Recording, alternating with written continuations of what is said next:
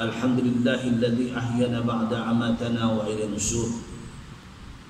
A'udzu billahi minasy syaithanir rajim. Walladzina amanu wa hajaru wa jahadu fi sabilillah walladzina awaw wa nasaru ulaika humul mu'minun haqqan lahum maghfiratun wa rizqun karim. Syaraqallahul azim. Alhamdulillah, panjatkan syukur pada Allah SWT. Pada pagi ini kita dah masuk 28 Rabiul Awal 1442 Hijriah bersamaan hari ini, yaitu 16 September 2020. Selamat Hari Malaysia. InsyaAllah perkongsian pada pagi ini sedikit sebanyak kita kongsikan tentang negara kita yang kita sayang. Malaysia merupakan asal dulu Malaysia ini dipanggil Malaya. Ya. Sebelumnya bekerjasama di antara negara Semenanjung, Sabah, Sarawak, ya. Malaysia ini dipanggil Malaya. Di mana-mana kalau kita berjalan, kalau saya bertugas di luar negara pun, orang lama dia akan panggil kita Ustaz dari Melaya, ya. Ya. Sebab itu satu uniknya, saya bertugas di negara Brunei, ada satu kuih di sini dipanggil kuih apam balik. Tak, kuih apam balik, tahu tak? Di sana orang panggil kuih Melaya sampai sekarang. Sebab apa panggilan kuih Melaya? Sebabnya yang memperkenalkan kuih itu adalah orang Melaya. Sampai begitu keunikan negara kita di negara luar. Ya. Di zaman mudanya kemerdekaan, berbagai-bagai kedudukan Malaysia ini sebelum merdeka, ya, yang mana dipelopori oleh ahli-ahli politik bijaksana ketika itu. Banyak berlaku segi ekonominya. Jadikan Malaysia ini sebelum itu, sebelum bersatunya, 3 negara, 3 negeri yang besar-besar bersama dengan kita, yaitu Sabah, Sarawak. Dan kita pun kalau ke mana saja kita berjumpa dengan sebangsa dengan kita, suku kaum yang ramai, ya, suku kaum yang ramai. Kalau di Sarawak macam-macam suku kaum, kaum Iban, kaum Murut, ya, kaum Melayu Brunei, kaum, banyak kaum ni lah, ya. Sehingga kan kita tak tahu persembahan dia pun, percakapan dia, kalau menggunakan bahasa dia kita sampai tak tahu. Itu di Sarawak. Iban ambil contoh yang kita tahu, ya, pulai kita ke mana, ya, pulai kita ke mana, itu bahasa. Kita nak balik mana? Jadi itu salah satu bahasa dia. Kalau dia kata aku nak beli burung, dia panggil lain. Kita nak beli ayam ke pasar, dia nak beli manok. Manok tu ayam. Si pulai benua, si pulai ku, ya, takut ku naik belon nanti jatuh matai. Betul? Aku takkan balik untuk naik kapal terbang, takut jatuh kapal terbang nanti mati. Itu bahasa Iban. Dan di Sabah pula punya bahasa Bidayu, ya, bahasa Tutong. Di bahasa-bahasa ini yang kita ingin mempelajari. Bahasa Kedayan, ya, kalau Kedayan dia tidak ada R. Keunikan kita masuk jadi negara Malaysia. Ya, Malaysia dulu negara Malaya. Malaysia Semenanjung ini mula-mula merdeka dipanggil Malaya. Tetapi setelah merdeka pada tahun perjanjian mula-mula 1948, perjanjian awal dipelopori oleh ahli-ahli politik ketika itu. Ini sejarah, ya. Kalau tuan-tuan nak tengok dalam Google. Kalau kita nak baca ada sirahnya, ya. Iaitu ketika itu dua parti saja yang ada, yang kuat. Ya, dua parti ini dia. Parti pertama dinamakan Parti Islam yang diluluskan ketika itu, dan Parti Perikatan ataupun Parti UMNO ketika itu. Ini sejarah. Hanya Malaysia ini berbeza, ataupun tanah Melayu ini berbeza. Dulunya kita perhatikan semuanya jadi dimulai dengan diakhiri dengan perkataan Melayu, betul tak? Kereta api tanah Melayu, askar Melayu diraja, polis diraja, polis Melayu diraja, semuanya diraja. Sebab itulah kemerdekaan ini di zaman PM ketika itu ialah Tunku Abdul Rahman, yaitu untuk membawa Malaysia ini ataupun tanah Melayu ini. Tuan-tuan, semakin kebanyakan ini ada orang lama, kita tahu orang lama, ya, orang lama ni tahulah tentang sirah-sirah dahulu. Begitu juga kita nak ambil cerita ini, bagaimana perjuangan baginda Rasulullah SAW. Rasulullah menegakkan kebenaran untuk menghapuskan orang-orang yang degil di zaman jahiliyah. Rasulullah juga membawa kemerdekaan negara Arab. Dalam ayat tersebut, wallazina amanu wa hajaru wa jahadu fi sabilillah, menunjukkan orang-orang yang beriman dan berhijrah, berjihad pada jalan Allah. Ada kesinambungan negara kita, tanah Melayu ini. Dahulunya tanah Melayu ini didatangi oleh pendatang-pendatang yang untuk mengambil hasil negara kita. Terutamanya kalangan orang Jepun datang kemari untuk memberi dorongan supaya kita orang Melayu ini bangun. Ketika itu Malaysia ini masih di dalam jajahan British ketika itu. Ini nak ceritakan perkara dalam arena kehidupan kita.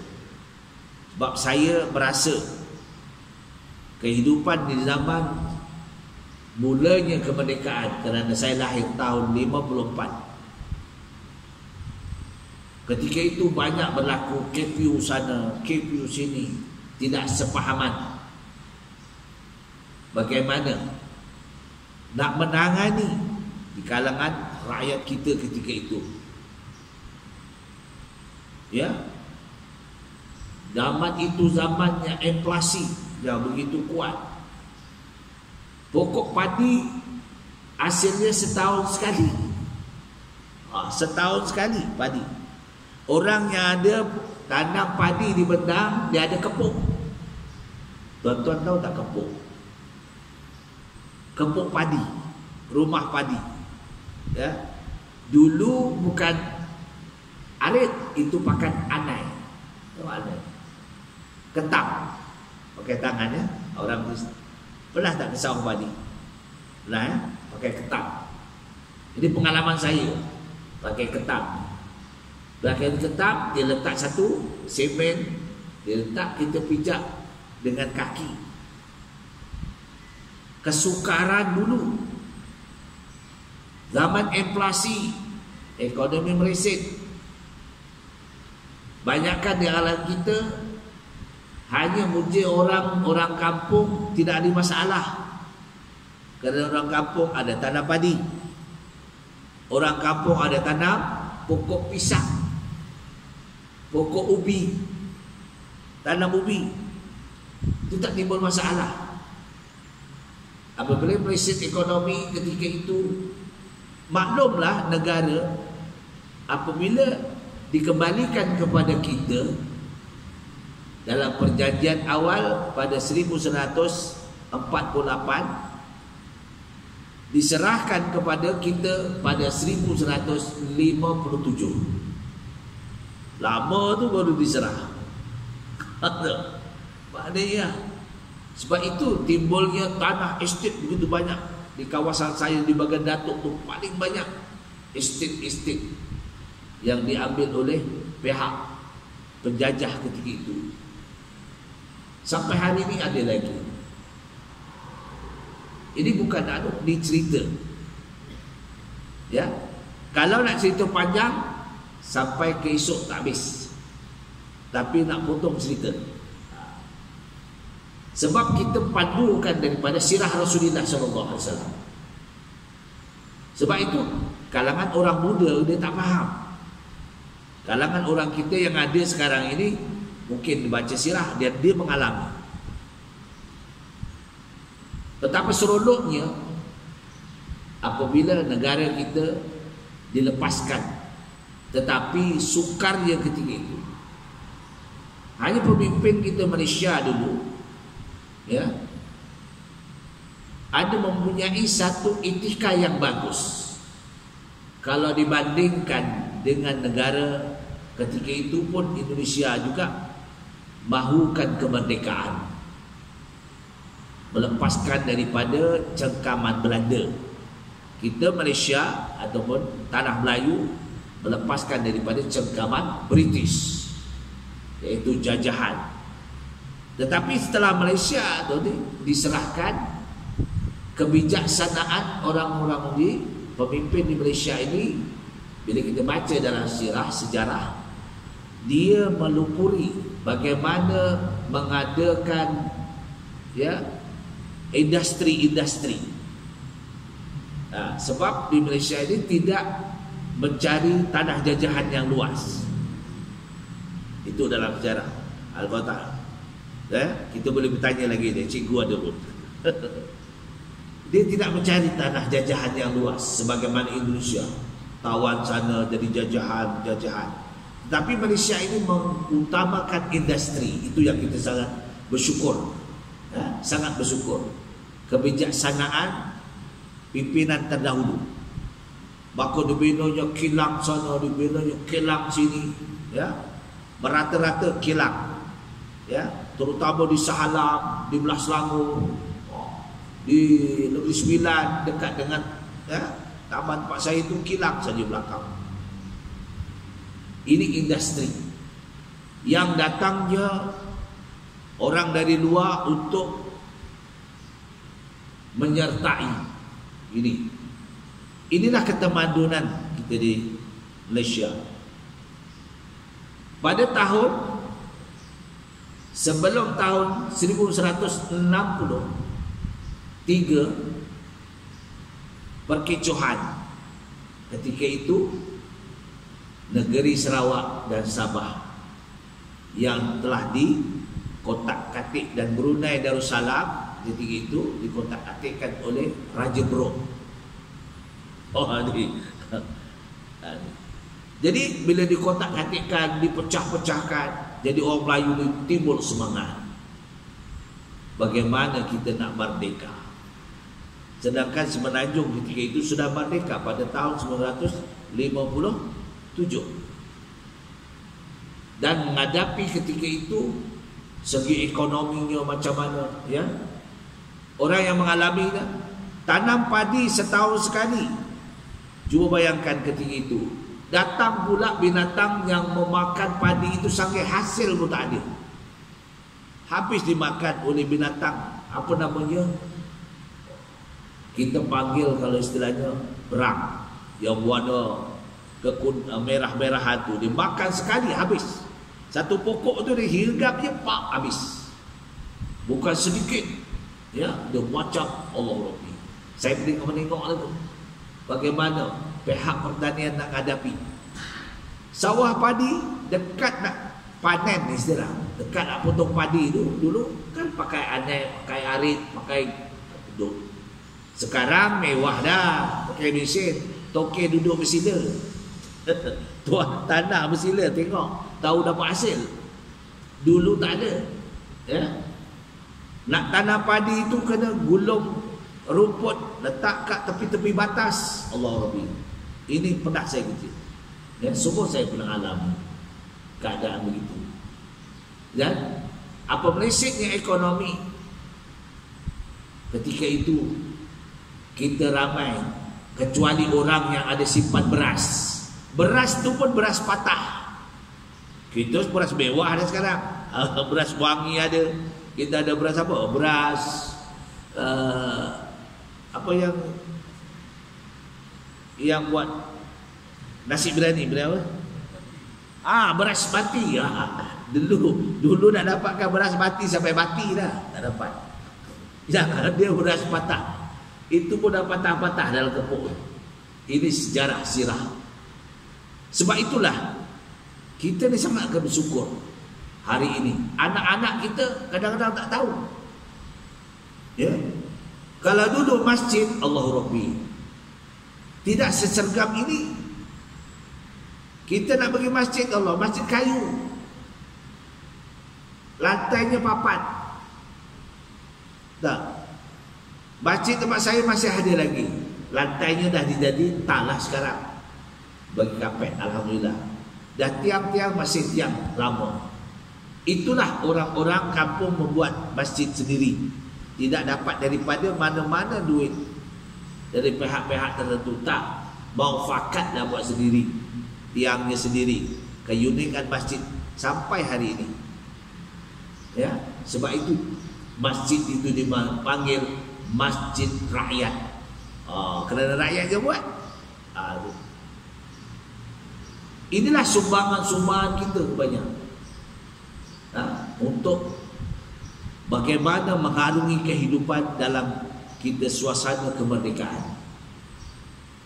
Apabila berlaku demi laku, masa dulu kecoh, KPU banyak, sekejap-kejap KPU berkelahi antara kaum, Allahu Rabbi, kecoh, ya, pembunuhan sering berlaku, tapi akhirnya dengan kemufakatan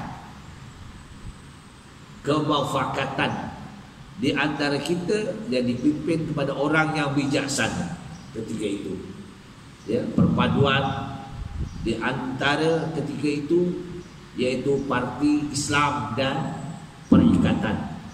Saya nak sentuh sedikit lah, bukan saya ahli politik pun, tapi ini yang kita baca sirah. Baik, apabila perkecohan berlaku di Sabah dan Sarawak yang diuruarakan oleh Raja Brom itu, akhirnya mereka memberi pandangan, bermuafakat, mengadakan perjanjian untuk menyertai merdeka Semenanjung. Tu. Ya. Berbagai perjanjian sudah dilakukan. Akhirnya pada tahun 1963 tercantumlah kecuali dua negara, yaitu negara Brunei Darussalam. Dia tidak menyertai. Tapi ini kebebasan, bukan paksaan. Ya, suka sama suka. Ada reda birada. Begitu juga dalam suasana itu Singapura memohon keluar daripada Malaysia. Itulah terciptanya negara Malaysia, perpaduan antara suku-suku kaum yang ramai berbilang bangsa boleh menjadi satu. Inilah terjadinya nama Malaysia. Hari ini disebut Malaysia, Hari Malaysia. Ya, yang diadakan cuti. Sebelum ni tak ada cuti kan? Diadakan cuti pada 16 September 2019 diadakan cuti. Ya, itu sejarah ada cuti. Sebelum tak ada cuti. Ni. Sebab itu kita nak perkenalkan.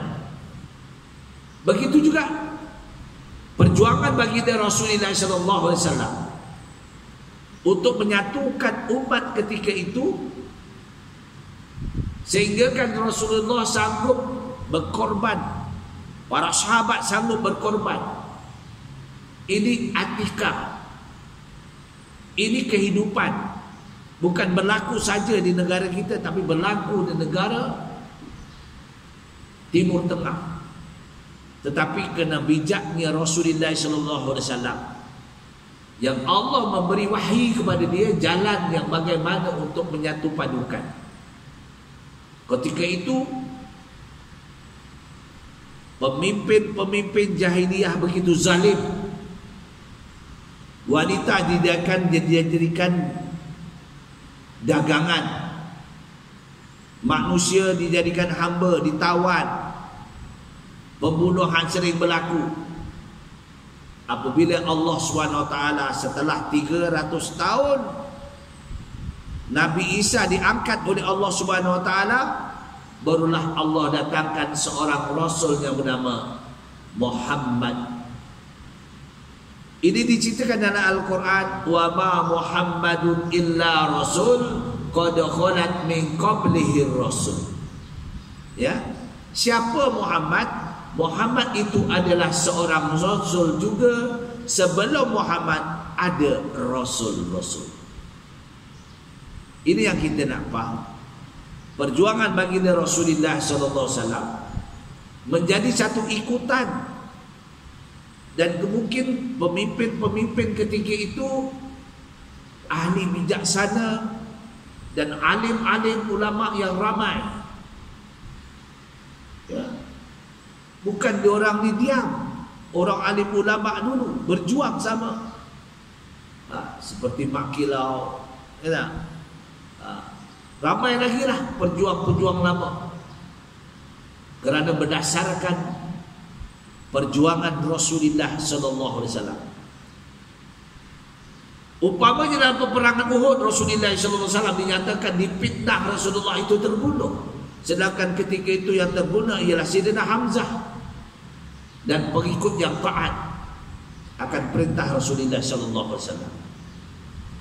Menghadapi musuh yang ketua, musuh itu sebelum masuk Islam yang mana Khalid bin Walid yang bijaksana. Kerana kebijakan Khalid bin Walid itu berperang, berpedang, berdiri atas kuda. Ini keistimewaan Khalid bin Walid.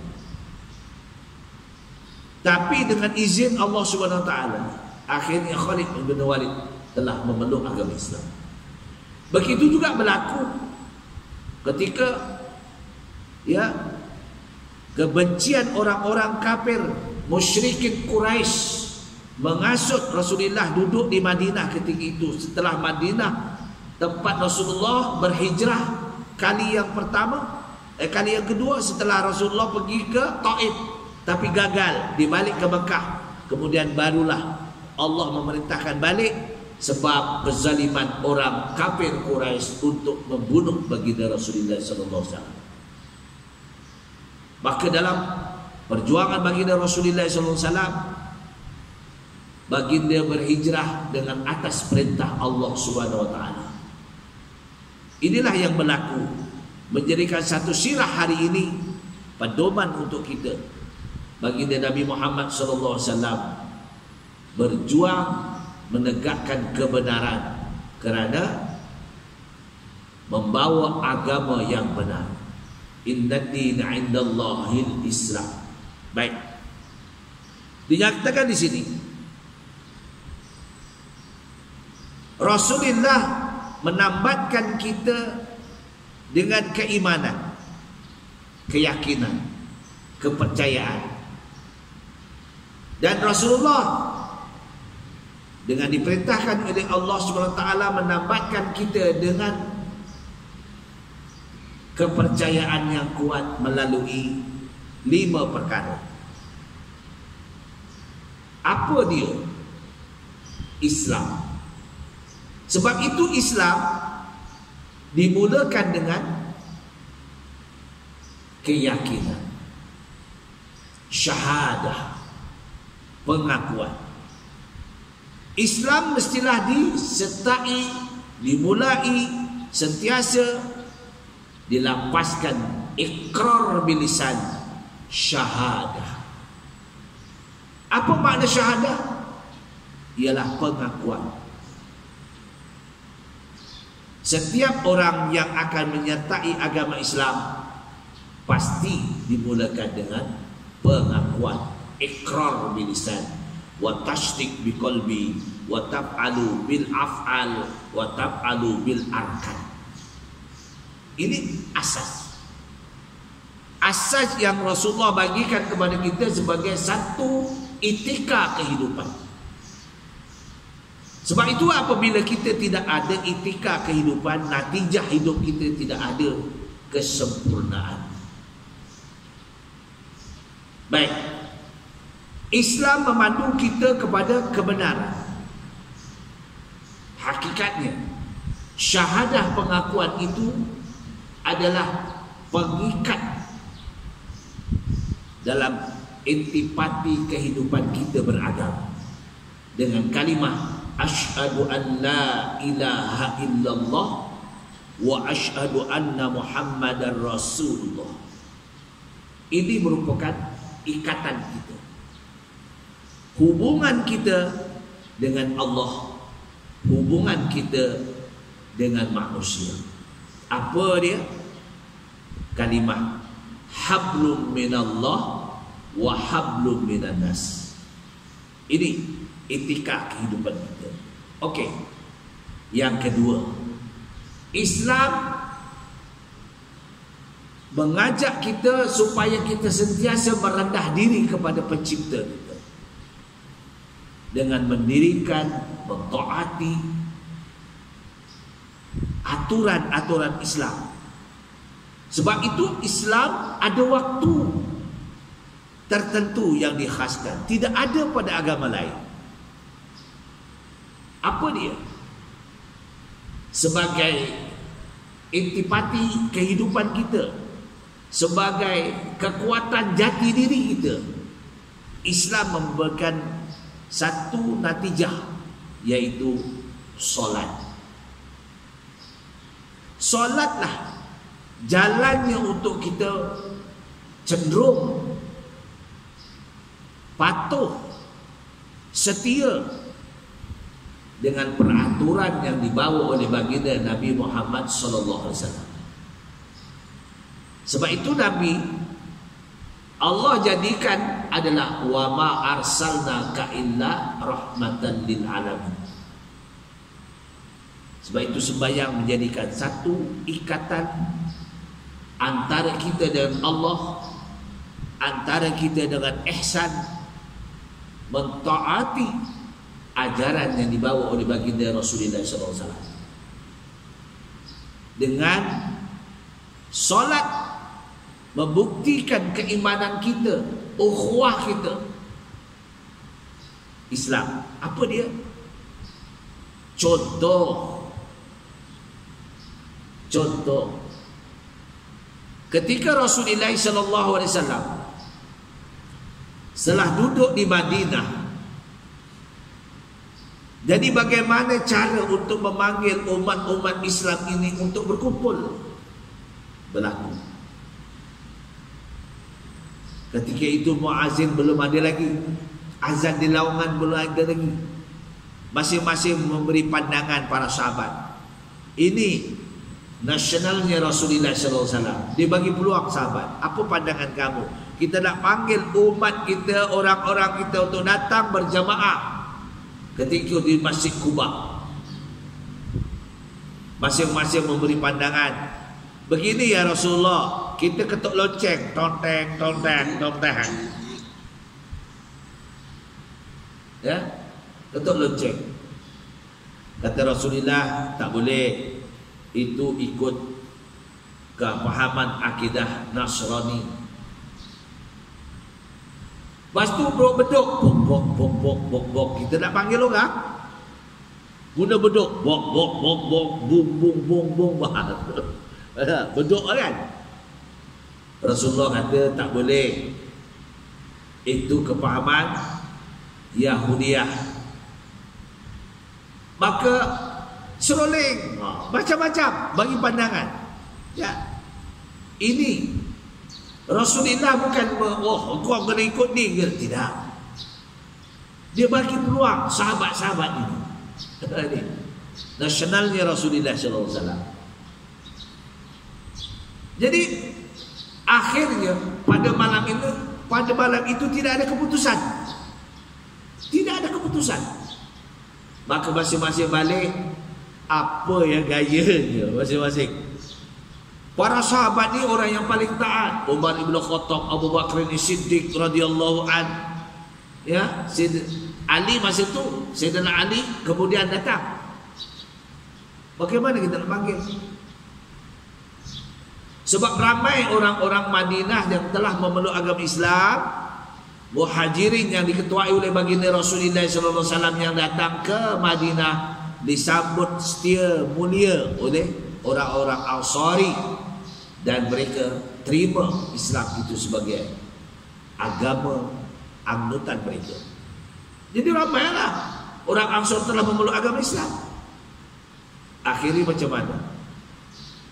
Pada pagi esok, rupanya malam tadi Allah telah menggunakan wahyu kepada Rasulullah SAW, dan Allah menggunakan ilham kepada para sahabat.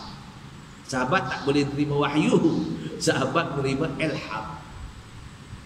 Tapi Rasulullah menerima wahyu. Maka pada pagi itu Sayyidina Bilal ataupun Abdullah ibn Maktum naik ke atas bukit, ya, berdekatan dengan Quba, Masjid Quba.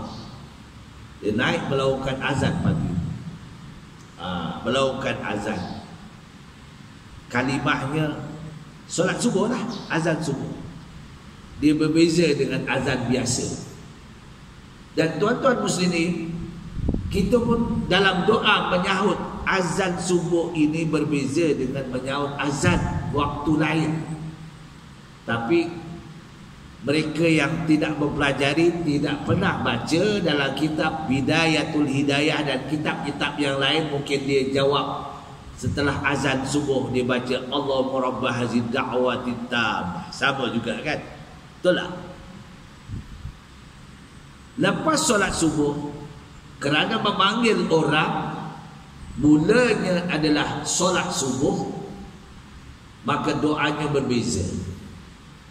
Doanya Allahumma inni as'aluka inda huduri salatika wa uswatika wa doaika wa idbari laika wa ikbalin naharika antuktil muhammadanil wasilata wal fadilah wasyarafa wad darajatal aliyatar rafi'ah wab'athul maqamal mahmudal waddah ya arhamar rahimin. Itulah doa. Mungkin tuan-tuan pernah Ya, dengar. Ini doa selepas azan subuh. Kenapa apa? Kerana pada azan subuh itu ditambah dengan kalimah apa? As-salatu khairum minan naum. Sembahyang itu lebih baik daripada tidur. Ini punya cantik laungan azan yang dilapaskan. Dia tak marah. Oi, apa kau tidur aja? Naik sembahyang. Tak kasar gitu. Cantik tak azan tu?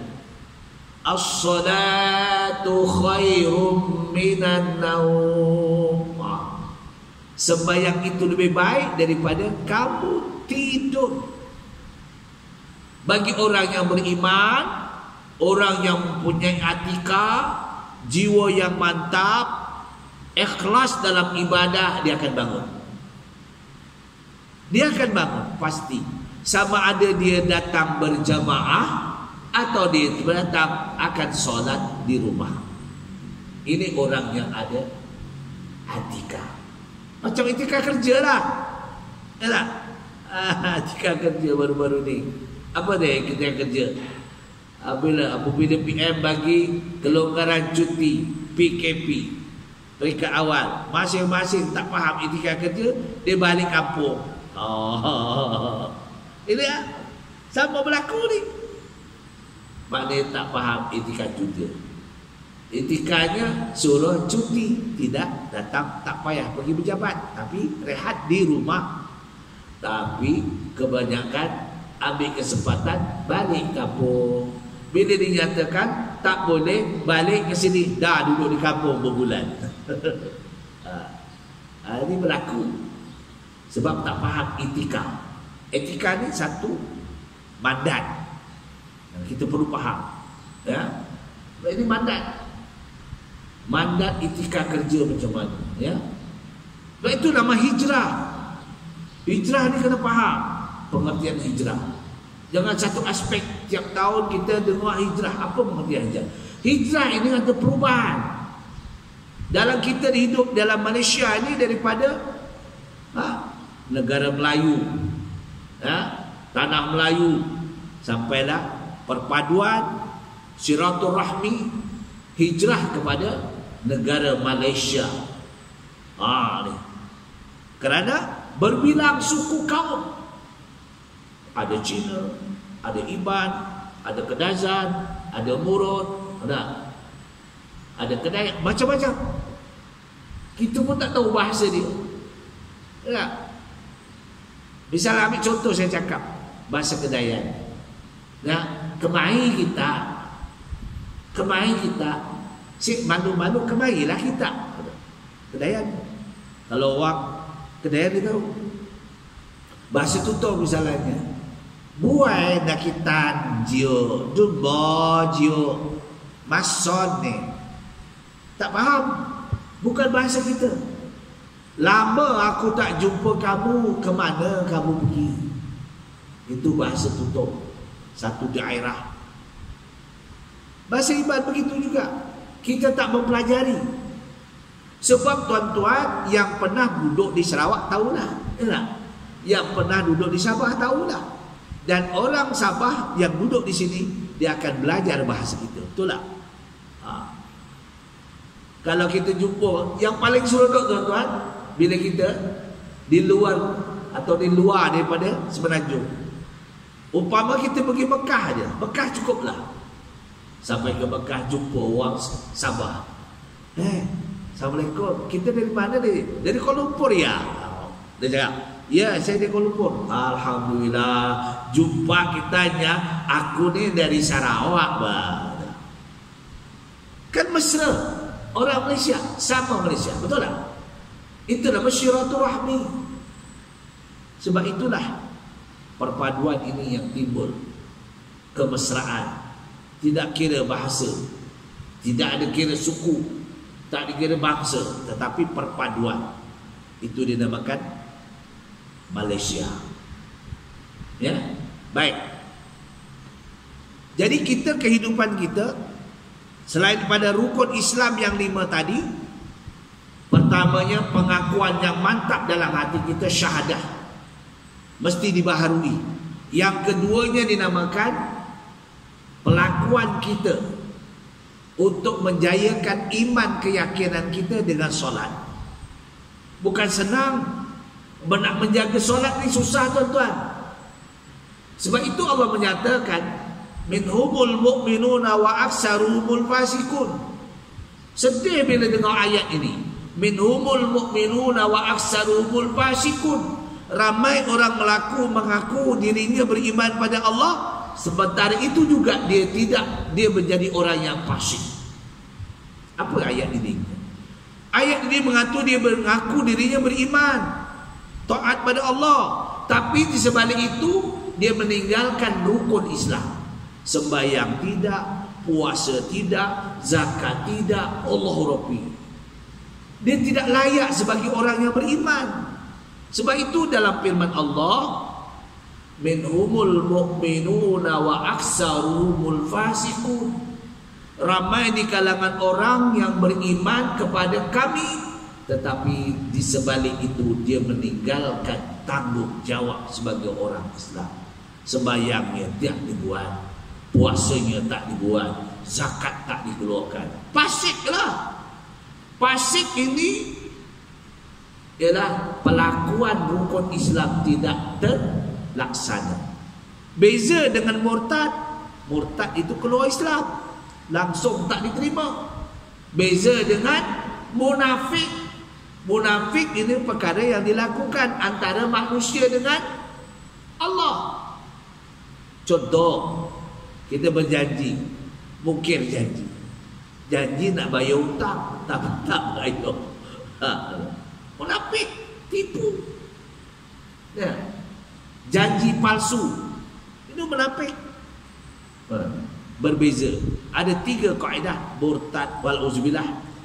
Ya. Sebab kita takut melaksanakan kehidupan kita, ya. Kita kena faham antara iman, antara Islam. Baik. Rasulullah mengatakan dengan masa untuk menepati ketaatan kita kepada baginda Rasulullah sallallahu alaihi wasallam. Perjuangan baginda untuk membawa manusia kepada kebenaran, Rasulullah mengatakan ada 5 masa yang ditentukan. Apa dia? Pertama, masa sihat, masa muda sebelum tua. Masa muda sebelum tua. Hari ini anak muda apa cakap? Baiklah sembahyang, nantilah aku dah tua-tua. Betul tak? Baiklah kita berjemaah, nantilah aku dah pencet. Tunggu pencet. Tunggu pencet baru nak berjemaah. Nah, takut pula kita pencet, kita tak sempat nak berjemaah. Betul tuan-tuan. Ya, marid ni tak tentu hari. Tahu marid sakit. Kalau kita memang doa, kita sihat, sakit mendatang kita tak tahu. Waktu kerja kita sihat, tiba-tiba kita pencet, tak sampai setahun dah kena dialisis. Sakit dah tu. Dah. Dalam seminggu 3 kali lah. 4 jam. Dah tak boleh berjamaah. Nah, waktu sehat, waktu kerja, nantilah tunggu. Bila aku dah pencen, aku tumpukan duduk di masjid sahaja. Ini lapas kita, tapi penentuan Allah. Sebab itu kita ni dalam qiblatullah, termasuk saya, kita ni dalam genggaman Allah. Hanya kita boleh berdoa, memohon kehadiran Allah dengan menjaga permakanan kita. Ini kita manusia. Ya?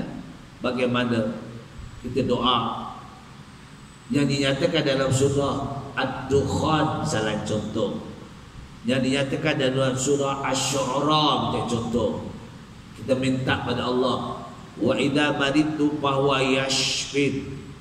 Jika bila aku sakit, engkaulah saja yang boleh menyembuhkan. Rabbana kshif 'annal 'adaba inna mu'minun. Ya Tuhan kami, lepaskan, hapuskan kami dari penderitaan kepada kalangan orang-orang yang beriman kepadamu. Allah banyak bagi doa. Allahumma qsib'anna minal bala wal waba wal fahsya wal munkari wal fitnah. Banyak. Sehingga kan kita nak makan ubat pun ada doanya. Allahumma inni as'aluka ilman nafi'a wa rizqa wa shifa'a min kulli da'. Ya. Jadi kalau aku orang yang mengetahui ilman nafi'ah dengan ilmu yang manfaat, wa shifa' wa rizqan, rezeki, min kulli da', supaya kita terhindar daripada perkara-perkara yang menyebabkan kita mendapat musibah. Doa. Sebab Rasulullah tekankan kita supaya kita sentiasa berdoa. Ad-doa mukhul ibadah. Doa otak segala ibadah. Inilah. Jadi perkongsian hari pagi ini kerana kita meraihkan negara kita dengan kata Malaysia, negaraku. Tak? Ada. Sebab itu kadang-kadang kita tak hafal. Ada orang marah, apalah buat lagu negaraku ni. Tuan-tuan tak pernah pergi Thailand. Saya pergi Thailand dah. Naik bas tu ataupun naik tot-tot. Ustaz tahulah, naik tot-tot. Sekolah mengadakan bangun negaraku. Semua kenderaan berhenti depan sekolah tu. Betul tak Ustaz? Itu Thailand. Kita di Malaysia ada gitu. Tengah naik kereta berhenti. Dilanggar belakang. Oi, kata dia. Dia lagi. Betul. Ini di Thailand. Bila lagu negara Thailand dikumandangkan, segala tot-tot ke kenderaan apa semua berhenti. Bila berhenti, tidak ada yang marah. Selesai lagu, maka jalan balik. Punya taat dengan negaraku. Kita Malaysia tak ada. Buat negaraku, selama je sembang kokak betul. Itu salah satu. Itu namanya itikad. Natijah kita. Ya, begitu juga dengan agama. Sebab itulah kita kata kepercayaan kepada Tuhan. Yang pertama juga. Sebab kita perlembagaan. Percaya kepada Tuhan, yakni Allah. Kenapa dikatakan itu? Kerana masing-masing mempercayai Tuhan mereka. Kita Islam dengan Allah Subhanahu Wa Taala. Kesetiaan kepada raja dan negara. Inilah yang diterima oleh pihak penjajah. Natijah inilah yang diterima supaya Malaysia ini boleh merdeka. Yang ketiga, keluhuran perlembagaan. Kita nak membuat satu-satunya kembali kepada pihak tertentu.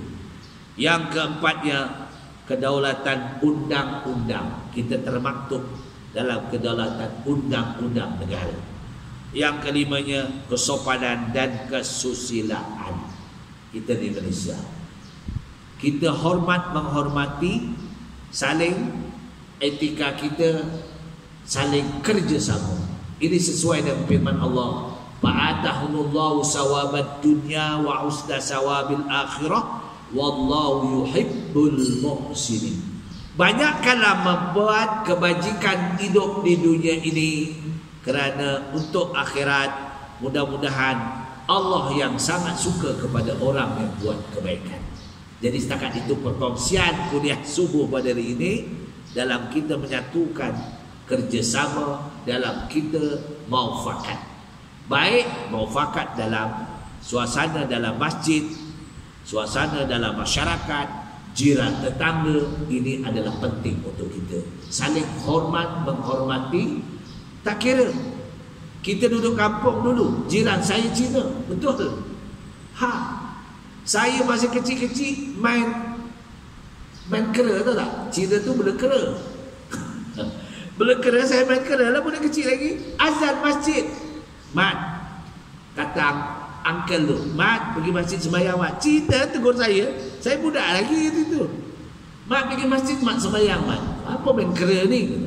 Dia marah kita pula. Ingat dari sampai ketua saya kan. Nama Cina tu Agu, bukan Agu, gemuk. Badannya kurus tapi gemuk. Yang seorang badannya kurus, namanya gemuk. Minta maaf. Yang seorang namanya Hasan. Cina namanya Hasan. Tapi dua-duanya gemuk.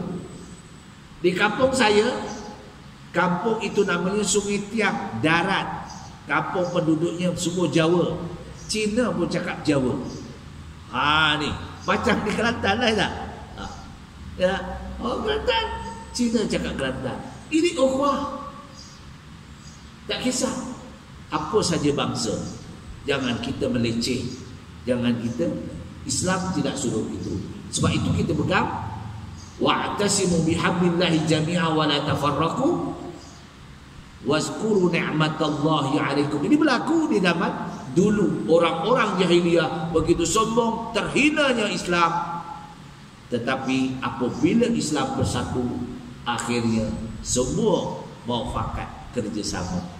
Itu yang ayat turun, wa'tasimu bihablillahi jami'a wa la tafarraqu. Bersatu padulah kamu dalam jalan Allah, jangan berpecah belah. Inilah atika kehidupan kita, perkongsian kita yang baik semuanya daripada Allah Ta'ala. Mana kekurangan, mana kesilapan, saya memohon maghfirah Allah Ta'ala dengan ucapan aku liqauli hadza astaghfirullahaladzim wa lakum wa billahi taufiq wal hidayah. Wassalamualaikum warahmatullahi wabarakatuh.